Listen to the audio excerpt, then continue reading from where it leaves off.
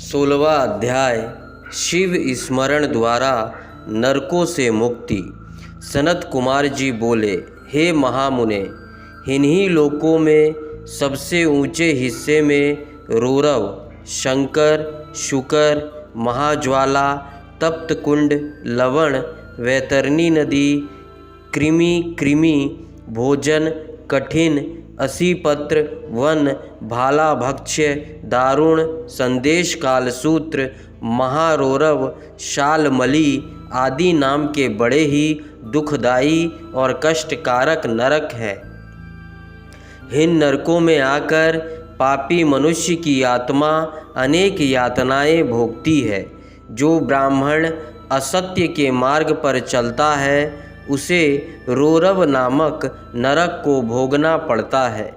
चोरी करने वाला, दूसरे को धोखा देने वाला, शराब पीने वाला, गुरु की हत्या करने वाला पापी कुंभी नरक में जाते हैं।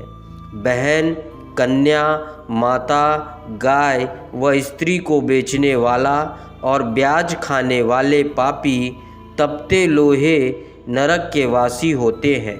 गाय की हत्या करने वाले, देवता और पितरों से बैर रखने वाले मनुष्य कृमि भक्ष नरक को भोगते हैं। इस नरक में उन्हें कीड़े खाते हैं।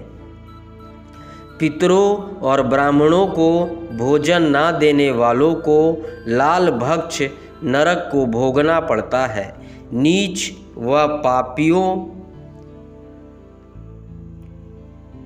व पापियों का साथ करने वाले, अभक्ष वस्तु खाने वाले एवं बिना घी के हवन करने वाले रुधिरोध नरक में जाते हैं। युवा अवस्था में मर्यादाओं को तोड़ने वाले, शराब व अन्य नशा करने वाले, स्त्रियों की कमाई खाने वाले कृत्य नरक में जाते हैं।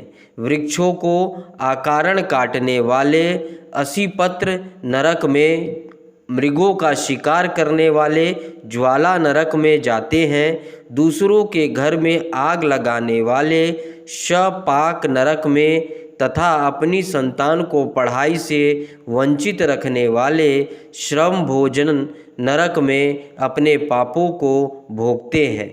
मनुष्य को अपने शरीर एवं वाणी द्वारा किए गए पापों का प्रायश्चित अवश्य करना पड़ता है।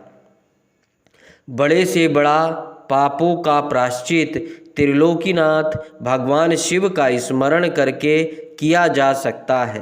पाप, पुण्य, स्वर्ग, नरक ये सब कारण हैं। असल में सुख दुख सब मन की कल्पनाएं हैं। परम ब्रह्म को पहचान कर उसका पूजन करना ही ज्ञान का सार है। 17वां अध्याय जम्बू द्वीप वर्ष का वर्णन। सनत कुमार जी बोले, हे व्यास जी, अब मैं आपको भूमंडल के 7 द्वीपों के विषय में बताता हूँ।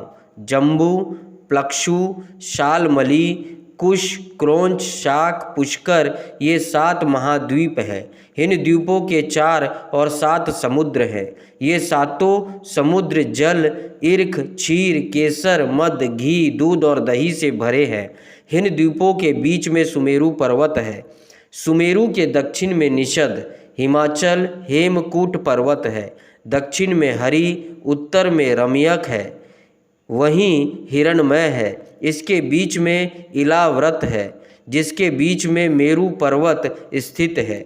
मेरु पर्वत के पूर्व दिशा में मंदिर, दक्षिण दिशा में गंधमादन, पश्चिम दिशा में विपुल एवं उत्तर दिशा में सुपाश्र शिखर स्थित है।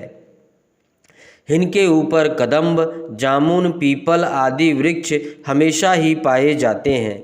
जम्बू द्वीप में जामुन के पेड़ों से बड़े बड़े फल गिरते हैं। इसके फलों का रस धारा के रूप में बहता हुआ जम्बू नदी के नाम से जाना जाता है। मेरु के पूर्व में भद्राक्ष, पश्चिम में केतुमाल तथा इसके बीच में इलाव्रत है।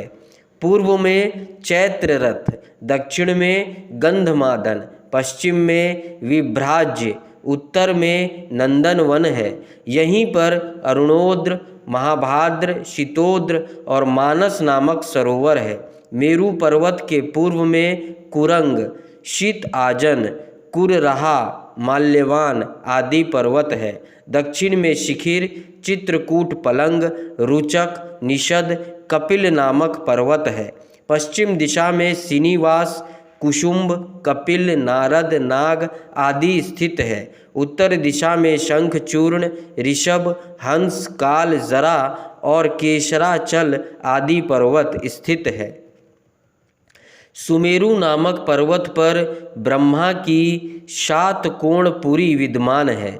शातकोणपुरी के पास ही अमरावती, तेजोवती, संयमनी, कृष्णांगना, श्रद्धावती, गंधवती, यशोवती नामक 8 पुरियां हैं। शतकोणपुरी के बीच में पतित पावनी गंगा नदी चंद्रमंडल को भेद कर सीता, अलकनंदा, चक्षु एवं भद्र धाराओं में बट जाती है।